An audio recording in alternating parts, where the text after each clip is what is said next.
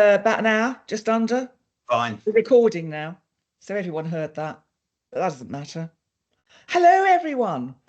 Oh, well.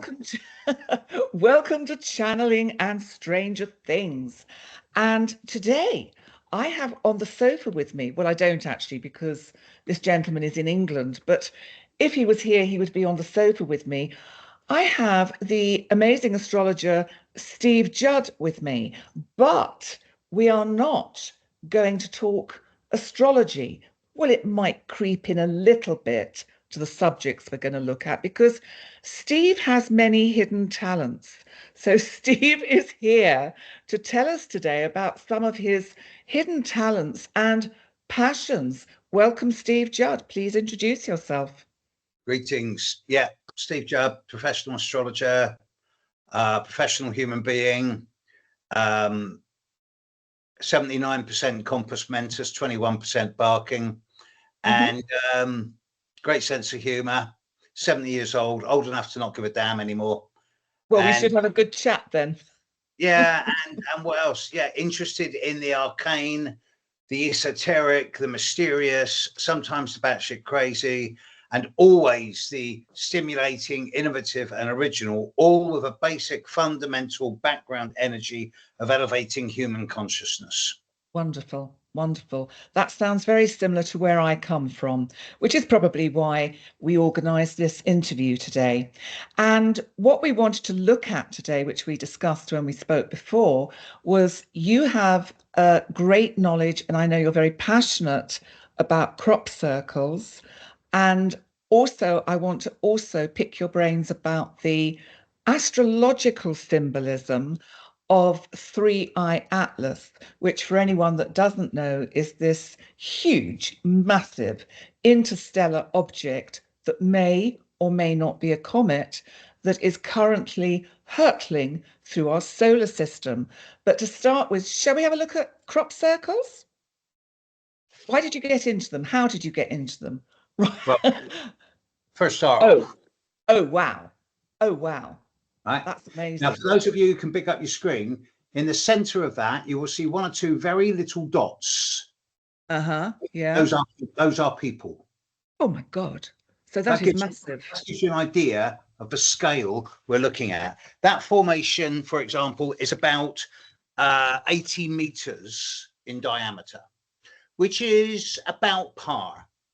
About par. The biggest formation I've ever been in was about 100 meters wide and 300 meters long. So, 30,000 square meters of crop. And so do these, is it that they just literally appear overnight and as yet people are not really sure what causes them, how they happen? Well, first of all, they don't happen overnight. They happen in they don't? They happen in 7 seconds. Wow. Wow. Secondly, I do know how they're caused. Oh, okay. They're caused by the emittance of a sound of extremely high frequency sound waves and high frequency EMF, electromagnetic frequency, which causes a change in the molecular structure. Oh, I like that. When you go to the crop circle and you pick some wheat up from the crop circle, and then you pick some wheat out from the same field, but outside the crop circle, 1 meter away, and you view them both under an electron microscope, the atomic structure of the molecules is radically different. Okay, so you're probably already answering one of the questions I was going to ask, because I'm wondering if this is a kind of Earth consciousness imprint of information that the Earth, or maybe some other dimension, wish to give us. Loosely, yes, loosely. Okay. It is not caused by the Earth. The Earth doesn't talk to us in millimeter precise mathematical equations. Yeah. The Earth talks to us in terms of volcanoes and hurricanes. Yeah. We had an earthquake off Malta today. It was only a 5.3, but I didn't feel it, but When you see the crop circle formations with their 17-fold or 23-fold or 37-fold geometry, when you see formations where the wheat is laid on top of each other at 90 degrees and plaited and then knotted, but not broken, just bent. When you bend a sheaf of wheat, it's always going to break at the thinnest part. If you break your arm by bending, it's going to snap there. But the crop circle bends there or there. Wow. It doesn't break, it bends. Because if you don't walk, it bends like that and it's laid flat. But if you don't walk, it will start growing up again. Okay, because it's not broken, it's just bent. I've taken so much wheat out of a crop circle fields and made bread from it. Oh, wow. It's normal to me. I've been going in crop circles since 1989. I know people whom as children went into crop circles in the villages of North Wiltshire. They've introduced their children and now their grandchildren to them. So it's a regular thing for these people. They don't see it as mystery. They see it as a fact of life. Right. Fields that get affected every year. But what do you think is the energy that causes it? What is the message that's trying to be given to us? Two different questions, Penny. Okay. I know the answers, but you've got to ask the right questions. Okay. Right. The message is clear. It's in many ways the crop. There's many different families of crop circle makers. Right. Many of them talk in terms of mathematical formula, almost like blueprints for new technology. Okay. Others talk in terms of sacred geometry, whether it be in terms of nonagons, septagons, hexagons, pentagrams. Others talk in fractal language, and yet others will talk in multidimensional language, as in patterns laid on top of patterns. For example, when you get eclipse circles. Ah, right. So there's a number of different generating forces. I call them different families of crop circle makers. The intention behind them, as far as I've been able to realize, is A, to elevate human consciousness in a hurry, and B, where every time a scientist comes up with a rational explanation for them, a crop circle will happen to disprove that rational explanation. Yeah. It's an interesting phenomenon, but there's always a chaotic element to it, and there is no logic or rational explanation. And the more you try and understand what it is, the further away you go from it. Right. That doesn't mean there aren't answers, but the answers the only available answers are those that are outside of the frame of rational, logical explanation. They don't fit the scientific paradigm. So, you see, what I'm wondering is if it's about different timelines or different dimensions and a kind of bleeding through of those energies. So that if we have a more advanced state of humankind that have allowed their consciousness to become more evolved, which I think is where we are ultimately heading, are these actually helpers coming from other dimensions to help us with human consciousness? Well, that's one of the best questions I've ever heard, because most people will go, so how are they made? And I'll say, well, how do you think they're made? And everyone will go, oh, it's humans after 6 beers, to which I'm going, well, I'm not even going to bother answering that because you're obviously stupid. When you get absolute millimeter precision over 30,000 square meters in the middle of nowhere on undulating fields with no straight line of sight, in the middle of the dark on a wet night. You've got to be pretty good after 6 beers. And then they'll say, okay, so it's animal mating rituals. I just look at them, I just laugh and walk away. And then you get the classic, oh, it's aliens. To which I go, you ever seen one? I've sat on top of a hill overlooking Alton Barnes village. And the other side of the village is another hill, Golden Ball Hill. I've sat on top of Adam's grave over Alton Barnes. On the other side of Alton Barnes village is Golden Ball Hill, so called because it gets lots of golden ball lightning. And I've sat there waving at my friends on the other hill a mile away. And we've sat there all night. Nothing happens. Quiet, nice stars, nice moon. Dawn, nothing in the fields. Okay. Half hour after dawn, the morning dew comes in, the morning mist, and you get clouds for half an hour, low level over the field. Yeah. You can see each other over the top of the clouds. Clouds shift after 20 minutes. There's 10,000 meters of corn laid down in the perfect shape of a snail. And I'm the first one. I'm a second one in there because the farmer's wife is coming in from the other end. So, fortunately, we know each other, so she's not getting the dogs on me or something. She knows I'm a genuine researcher. Yeah. So yeah, and nothing flew in. There was no sounds. Nothing come up from the ground. Nothing came down from above. The only way it would come from above if it were some type of invisible frequency or radio wave or something like that. But then there's never been craft, either low level or high level, identified with this phenomenon. Also, you have to ask yourself, why is it that more than 50% of the crop circles in the world happen in Britain? And why is it that of those that do happen in Britain, 75% of them, so like 35-40% of the entire world's crop circle formations, happen in 3 counties, in Wiltshire, Hampshire, Dorset, Somerset, maybe? Yeah. Why? Now, this happens to be where most of the stone circles in southern Britain are, and it happens to be where most of the tumuli are. And when the land bridge broke in 10,500 to 10,800 BCE, and Britain became an island, the only part of Britain that was habitable was central southern Hampshire, where the Isle of Wight is.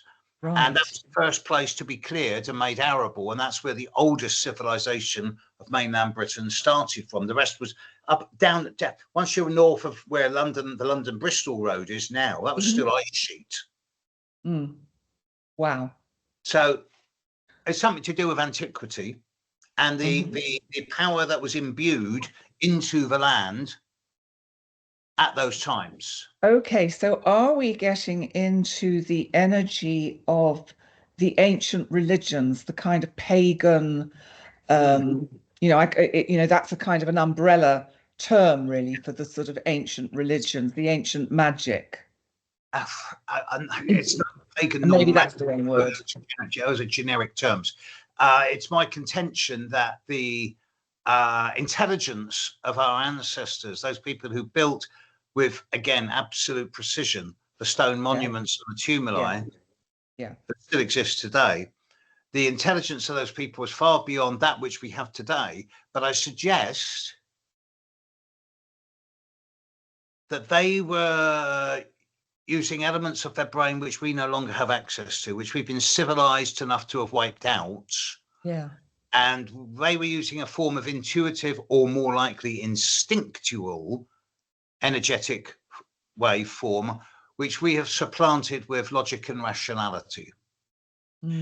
Any superior science that's too intelligent is indistinguishable from magic, to quote Arthur C. Clarke. So what we call magic is actually just a form of science. I mean, take fractal, for example. Yeah. Or nano. Yeah. And the work that has been done with water. Yes. Because I was thinking that there seems to be a correlation between the kind of, when you put positive energy into a Petri dish of water and freeze it, the patterns that emerge, from what I can understand, may be similar to the kind of patterns we get with crop circles. Okay. Now, that is a lunar crop circle. 29 circles in there, 7 rows of 4 with one in the middle, right? Wow. Yeah. But let's show you another one, a close-up of that.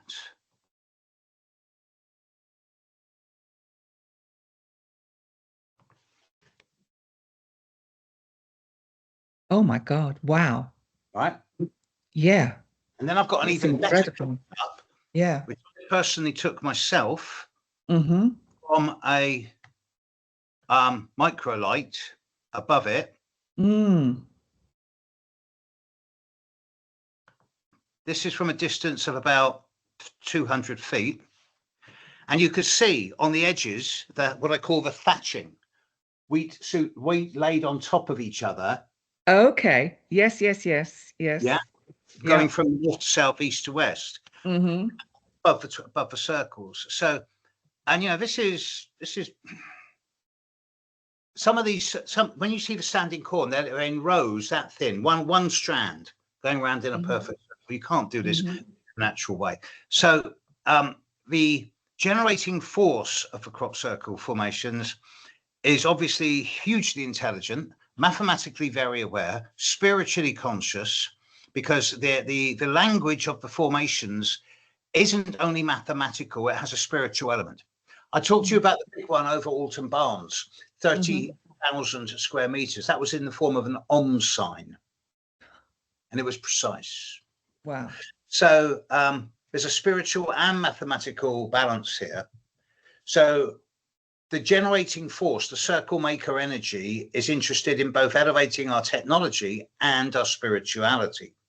And of course, no mainstream media will report this phenomena anymore because there are no answers. Now, for my master's degree, one of my papers, in fact, my dissertation for my master's degree was on the sociology of the crop circle community, what it is that makes people interested in non-rational phenomena, whether it be from above or below.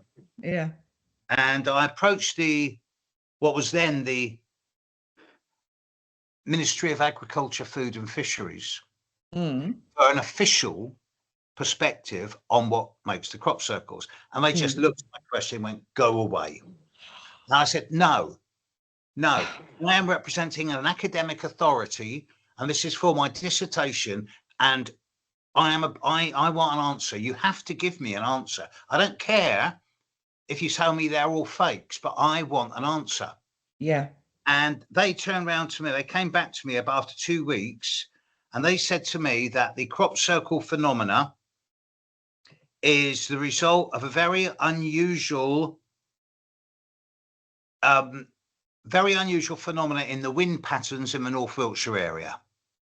Okay. So thank you very much. That's really helpful. Wow. Right. That's clear. In other words, they don't have a clue. Yeah. But they had to give you some sort of answer. They have to give you some type of answer, yes. So, do you think we can consciously, like with water, where you can intend into water, say, happiness and positivity, and I've never done this experiment, but the Petri dish will come out and show you lovely, pretty patterns. Can you do that, do you think, with crop circles? And is this one that has been intended? That's the Earth's magnetic field. Wow. That's awesome. Yeah. Yeah. Could you sit on the hill looking down over a field of corn and just say with, I don't know, with a group even, intend a particular circle? It's been tried. Yeah, and? No. No, right. No. There's been cases where people have got together and really tried to invite yes, a crop circle manifestation, and something has happened, but not the pattern that I asked for. Yeah, yeah. I have little time for the so-called crop circle researchers who go out there and sit cross-legged and chant Om. Oh yeah. Okay, because they're not doing the future or themselves any favors by doing that, and it's basically just a kind of sanctimonious piety ego trip. Yeah. Yeah. So there is actually what comes across to me. I have a friend actually in England who lives up in Cambridgeshire, and he used to travel down to Wiltshire to observe this phenomena, and he's absolutely like you, passionate about it.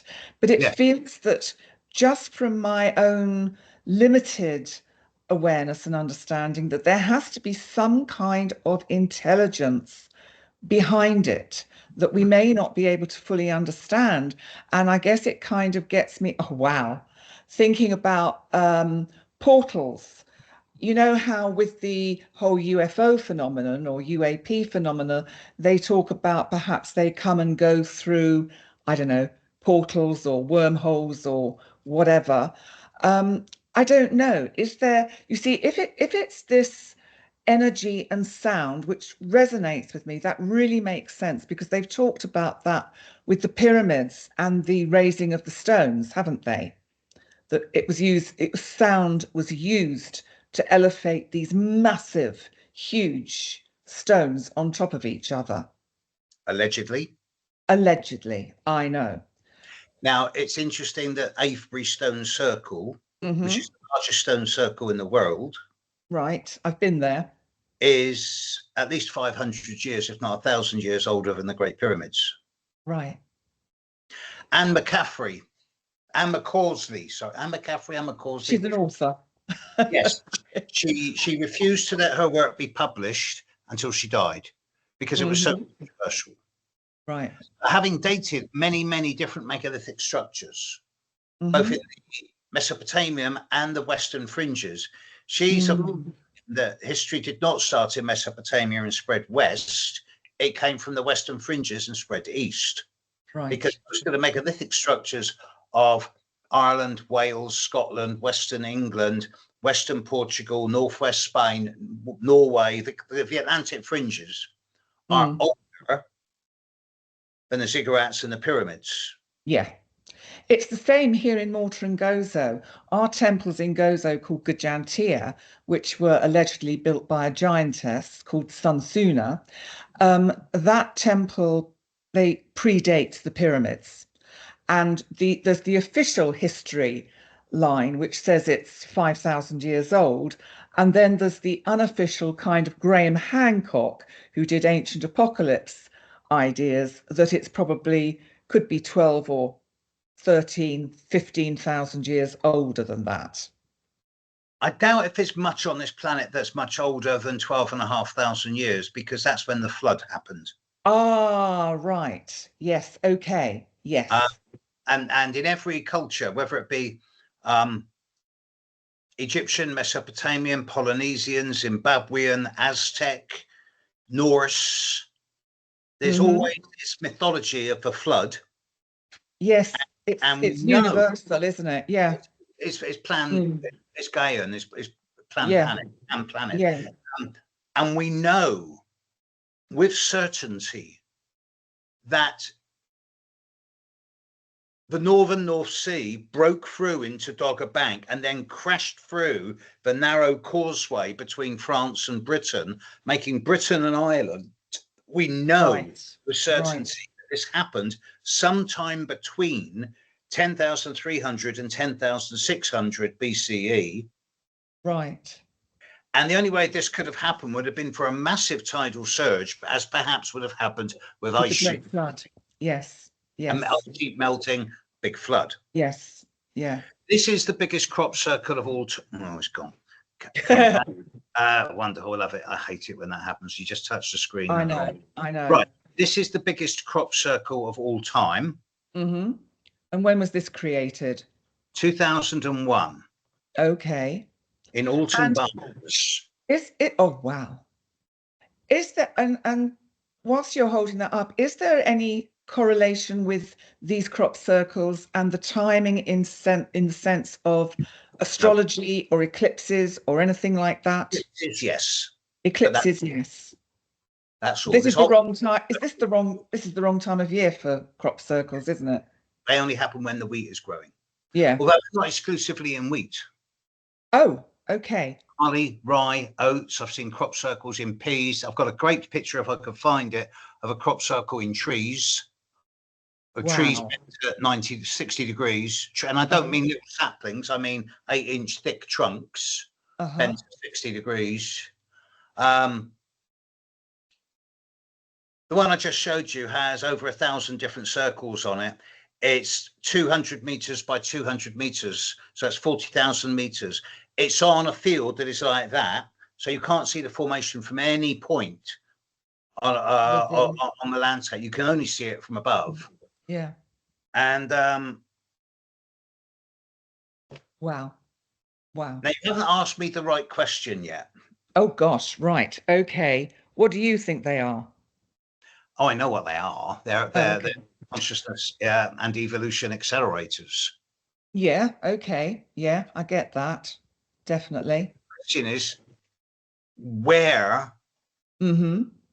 do the crop circle makers? Where are they from? Who are they?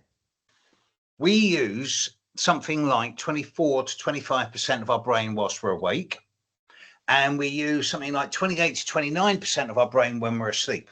Now, the rest of it is still active, but it's not in the logic. Ah, so do we make them, but we do it unconsciously? No, because the patterns, some of the patterns that have manifested are outside of the realm of human knowledge. Okay. Some Mm-hmm. of 19-fold geometry. We don't know how to do 19-fold geometry. I can make 1, 2, 3, 4, 5, 6, even 7, 8, 9, 10, or even 12-fold geometry with a compass and a ruler and and a pencil. Can't do 11 or 13. Can't do prime number. Mm-hmm. Can't make prime number circles with a compass and ruler, but these guys can. So numerology or numbers and the mathematics is what really is somewhere It's all down to the numbers. magic of numbers. So where do they come from? It seems to me,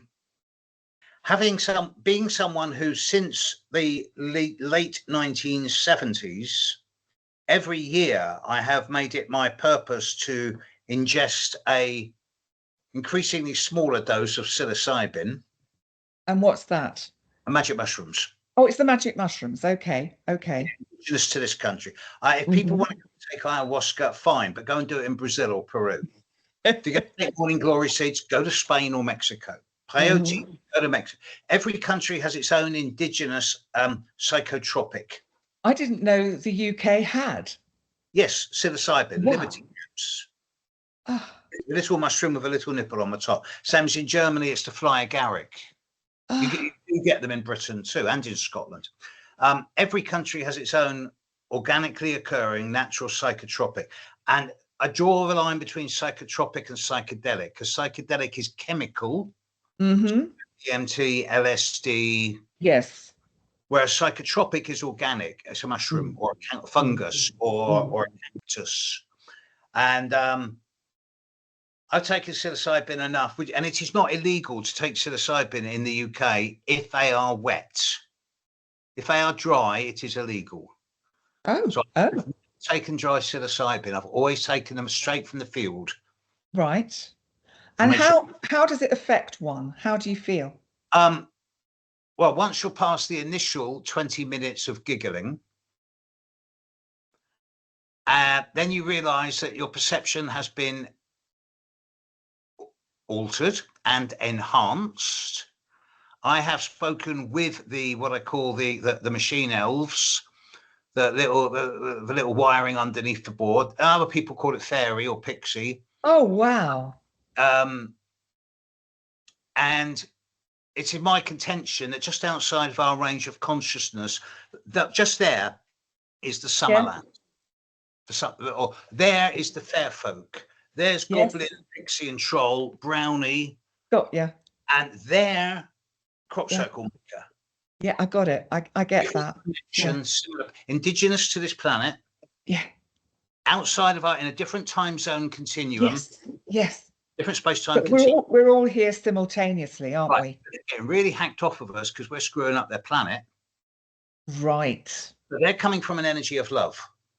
Mm. So they're not going to wipe us out. Although, you know, you hear of the story of the year of a day. The fair folk live for 400 years. They live, 400 times longer than us. So to us, our lives are like a fly, a gnat. Yeah. They live hundreds of times longer than us. So to us, we are an inconvenience to them. But we seem to be screwing up their planet. But because they come from an energy of love, they're not going to wipe us out, except in a final worst case scenario. If they think we're We going to better watch it then, hadn't we? Yeah, we know we're going to do that for ourselves. But what they're doing is they're trying to elevate our consciousness. Now, why it should be happening just in these few relatively small areas of southern England is a fascinating thing. But I understand it because there's more magic in the south of England than in almost any other place in the world that's left. And that has a lot to do with the quartz content of the large numbers of stone monuments there are. Right. That's interesting because that is what drew me to Gozo, because there's a lot of quartz crystal in the stone here. Quartz, piezoelectric quartz, has a capacity for generating very high, ultra high frequency energy, electrical energy. I have seen with my own eyes a piezoelectric quartz disc rotating. It's only about that wide, but when enough, once it had been charged up enough and under the right sound, inaudible to the human ear, high frequency sound, I've seen it raise and spin. Wow. With my eyes. So I know this, and this is not wonderful new technology. It's not magic. It's just, there's no money in it. Yeah, but it's natural magic, isn't it? It's actually nature magic or earth magic. It's natural technology. Yes. Yeah. Yeah. Yeah.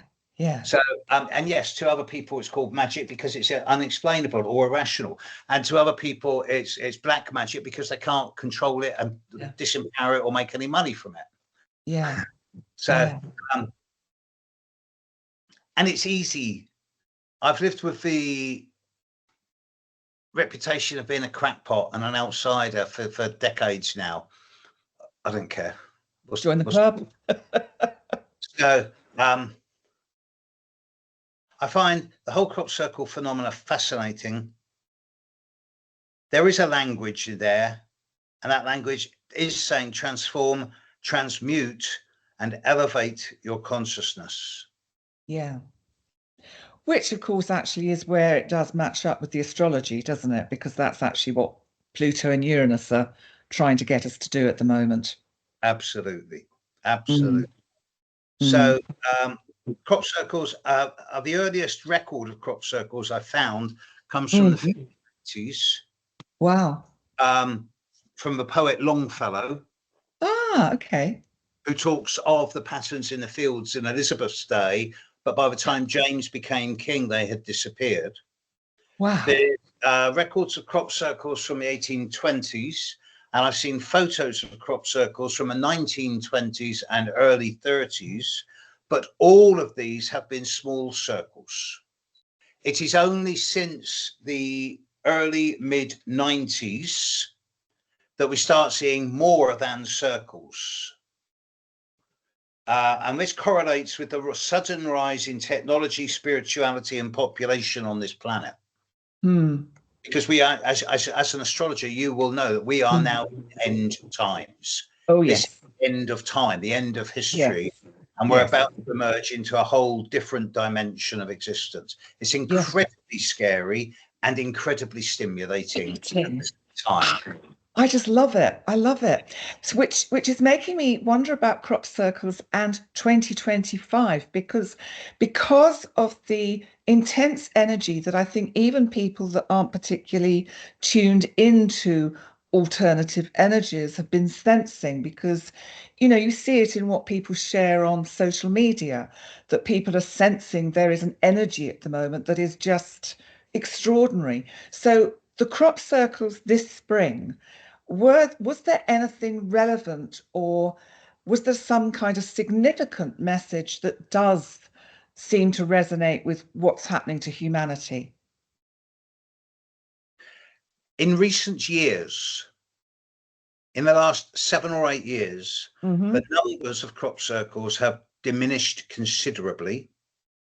Oh, In wow. 2005, 2006, even as late as 2010, we were getting 80 or 90 a year Uh-huh. in central England. Uh-huh. They were happening in India, they were happening in America, Mexico, Brazil, Europe. Now we're getting 10 So what do you think that's about? because the job's been done. Right. What, the right people are paying attention? And the need for evolution has now been hammered in.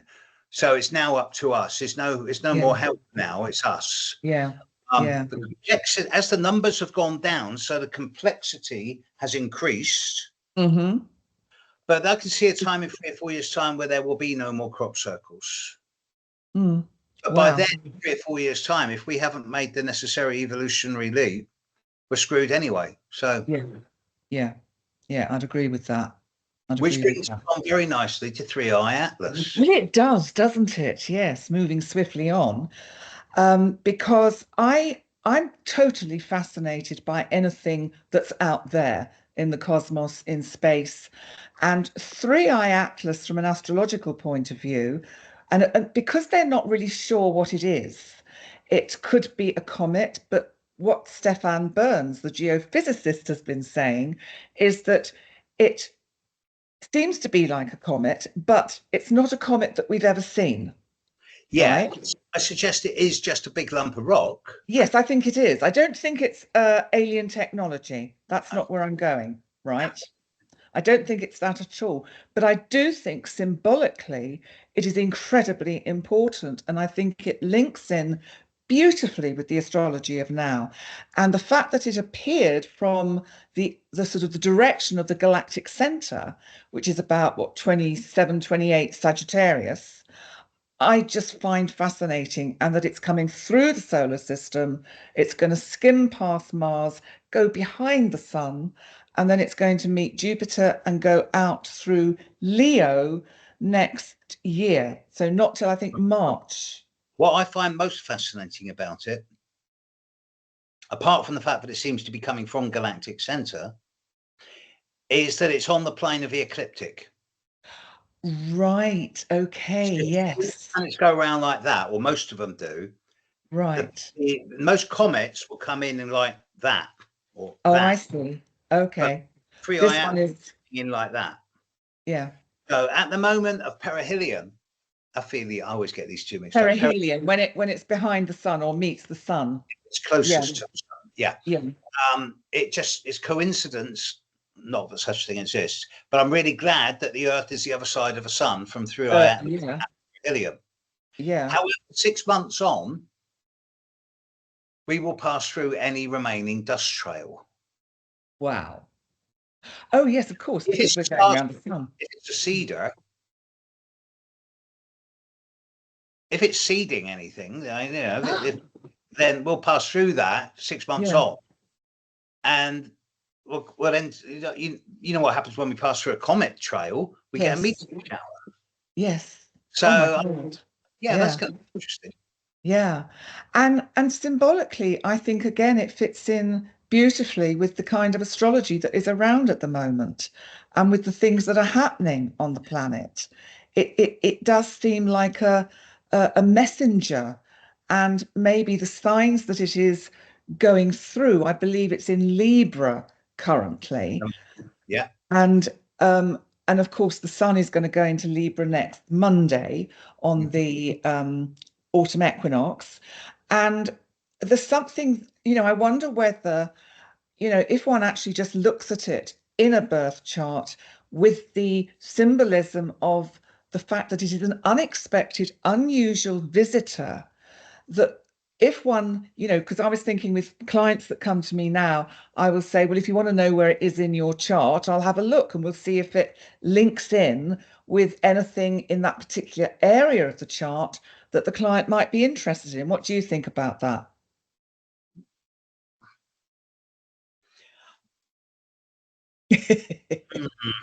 Mm. See, this is my problem with TNOs, with the trans-Neptunian objects. Hmm. When people talk about Sedna and Yeah. Eris and Makimaki and whatever the names of them are, Mir and yeah. Ixis I and think, well, wait a minute.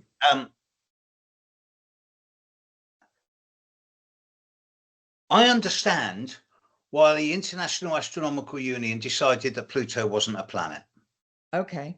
I understand the mechanics of why they reached that decision. Because it's small and it has a very strange orbit. It's because all the other planets orbit within a 7-degree plane on the ecliptic. Yeah. And Pluto has Pluto doesn't. Yeah. right. Also, they've realized that there's lots of other objects out there that Pluto just happens to be the nearest of, the Kuiper Belt. Yeah. But the fact is, Pluto's round. All the other ones are potato shaped. Same as in the asteroid belt. Ceres is round, but all the others are potato shaped. Right. So to me, if a planet is round, that means it's got its own gravity because it's had its lumps knocked off. Right. Therefore, if it's got gravity and spin, then when I go down the road of panpsychism, or which is an upgraded version of animism, and if I extend the idea of animism from all animals, all plants, all trees, all rocks have consciousness into panpsychism, which is all planets, all stars, all galaxies have consciousness, then there's a difference between a planet that is a body in space which is spherical, rotating, and with its own gravity, as opposed to a potato-shaped planet that is tumbling. Right, gotcha. Yeah. You see, I do feel that everything has consciousness. That's always been where I somehow resonate. So that my feeling is that even 3iATLAS, whatever it is, and I do think it is, as you say, a rock. I don't think it is of alien origin. I mean, it is alien because it's coming from outside our solar system, but I think it will have its own organic consciousness on some level. Yeah, I'm beginning to think of it as some type of cedar. That I like that. Yeah. And it's actually going to go very close to Mars quite soon, I believe. Yes, and we have enough satellites around Mars to hopefully be able to get a shot of it. Yeah, which will be great, which will be awesome. When I see all these videos on YouTube of all these people going, shock horror, it's an alien craft, I'm thinking, I won't shoot you. I mean, I would never do that, but I know. It's all clickbait, isn't it? Oh no, they're despicable. They're not doing humanity any favors. No. They're just bringing in panic. Yeah, but I do think, like when Christ was born, there was a star which was probably a comet or possibly Jupiter-Venus conjunction or something. There does seem to be something to me very symbolic about 3iATLAS's arrival now with everything that's going on. So any last thoughts about that before we start to wind things up? I don't believe in coincidence. No, I don't. I do have a great faith in the universe. Yeah. I do believe that the universe is A, conscious, and B, lonely.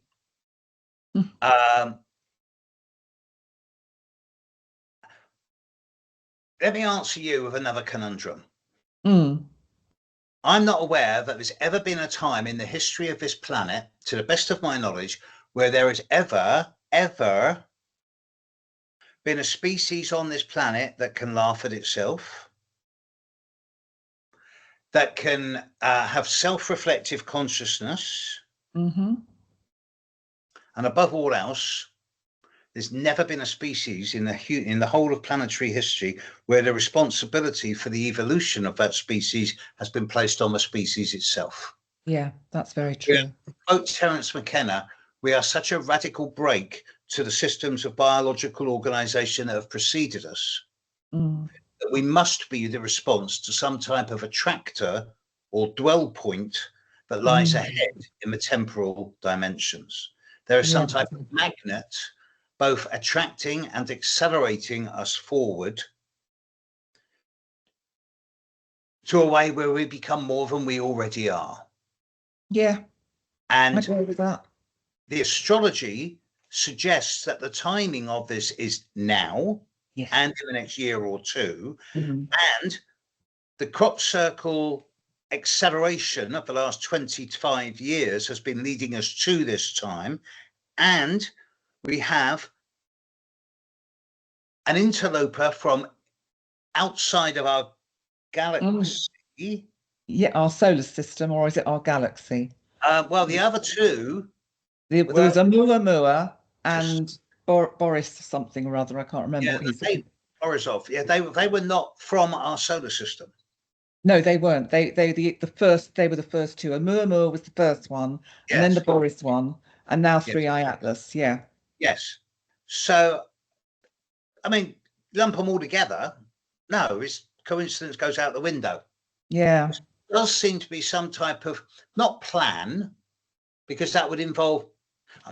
Are you familiar with the works of John Martineau? No. Tell John me. Martineau is the first person to realize that the position of the planets in the sky and their orbital rotation periods are not random, that there is perfect geometry in the solar system. And he's now extending this into the galaxy. And he can prove, and I can prove, I know how he did it because I've worked with him for years. Prove that the position of the planets in the sky and their orbital rotational periods is not random. Is that like the moon has to be where it is at the moment? Because if it had been a bit closer or a bit further away, we wouldn't get the kind of geometry that we get from the sun, the moon, and eclipses. Yeah. For example, if you draw a circle, two little examples. Draw a circle. On the 4 cardinal points of that circle, draw 4 more circles so their edges just touch. Yeah. That means that in the middle, you've got a shape comes like that. Yeah. Yes. Put a little circle in that hole there. The first circle you drew is the orbit of Jupiter. That little circle in the middle is the orbit of Mars. And this is accurate to more than 99.9%. Wow. Secondly, draw a circle. Put a square around it. Draw a circle around that square. Orbit of Uranus, orbit of Neptune, 99.5%. Wow. All of this is out there. This is just mild examples. And people say there is nothing in astrology. This is the blending of astronomy with astrology again. Which I love. If you're squaring the circle using the Earth and the Moon is the classic example of this. If you put the Earth as a circle, if the Earth is, we get it right, 11 units in diameter, and you put it in a square, and then you put the Moon on top of the Earth, 3 units in diameter, because the 3 is pretty exact. Draw a circle through the Moon, then it will cut the corners of the square, and the circumference of that circle drawn through the Moon is exactly, to within 2 miles, exactly the same length as the 4 sides of a square encompassing the Earth. This is how you square the circle using the Earth and the Moon. John Michel worked this out in the 70s. Wow. It's been refined and refined. I must research that. I must look that up. That is really, really helpful. It bamboozles the mind, Penny, because it makes you realize that there's so much more, and to even begin to stretch, to grasp even the slightest of these concepts means stretching the brain and using bits that we've not used before. Yes. Yeah. And isn't that what the future is about? It has to be. It has to be. Yes. Yeah. Otherwise, we're just going to die as a species. I know. That's such a terrible shame if that happens. Well, it would be really, because we've come this far and we just go. I don't think so. Listen, Steve, today has been absolutely Wonderful. You are the astrologer that just keeps on giving, aren't you? But nothing better to do with my life. Sorry? I have nothing better to do with my life. I have a Yeah. wonderful life. I have struggled all my life. I've been in debt 40 years of my life. 50 years I've been in debt. For the first time in my life, I no longer have debt. And I've got a great life. I've got a great home, a great partner. I'm very lucky to be alive. Fabulous. I just want to give my life to astrology because astrology Yeah. has given me life. Yeah. Please, as we're on that subject, can you tell everybody about this wonderful documentary series of yours that's coming out soon? I'm doing. The short term is I'm just about to start this Wednesday, the beginner's course of astrology. I've done it 4 times before. This is the 5th and final time I'll be doing it. Every week for 6 months, 5 modules on the sun and moon, ascendant and midheaven in the signs and houses, the planets in the signs and houses, the aspects between planets. Then intermediate, things like astrocartography, midpoints, asteroids, health in the horoscope, and then advanced progressions and the transits of each of the outer planets, forecasting techniques. That's going to run from this month, from this Wednesday through to early May. On Wednesday, the 24th, myself and the astrologer Alex Trenauer have rented a London theatre. Mars square Pluto. Yeah. But you can't hide. You either deal with it or you hide. I'm going to deal with it. And we're doing a talk in central London, which has never been done before outside the association or the faculty or something like that. Myself and Penny are putting on an event in the spring of next year called Decoding Divine 2. And I'm putting on Shifts Happen again in May of next year. Dates yet to be confirmed, but I've already paid the deposit. And then there's a documentary on the history of Western astrology, which has been taking a break for the last couple of months because we burned out. Yeah. But we're going to be re-engaging with it in mid-October. We've got 4 or 5 episodes in the can, and we're about to start filming on the remaining 6 episodes. In a nutshell, 1 is prehistory, 2 is Greece, 3 is Rome, 4 is Rome around the Mediterranean coast to Morocco, 5 is the Islamic Golden Age in Spain, 6 is the Renaissance, 7 is magical England, 8 is the development in Europe around the times of Kepler and the American developments, 9 is the return of astrology to Europe and the development of the outer planets up to 1930. 10 is 1930 to 2030, the technological revolution. And then there's, in addition to this, is episode 0, which is already in the can and ready for broadcast, which is a half-hour episode with tasters of all the other episodes. All the first episode and the first 2 or 3 episodes will be released before the end of this year. We'll be doing it on a private platform rather than going with a big streaming company. Yeah, I was going to say, how can people get to actually see it? The easiest way is to check into my YouTube channel, Steve Judd Astrology. Okay, well, I will put the big announcement when it happens. I'll put all the links in the description box, and I'll put all the links down there. Yeah, so watch this. Yeah, absolutely. And what can I say but thank you? This has been awesome. Of course, I knew it would be. So last words on, you think crop circles are just going to disappear then? And did I ask the special question? Yes, you did. Oh, thank God. It's going to evolve. There's a thing called the orbs. Oh, I see them. I see orbs. I've seen them in crop circles.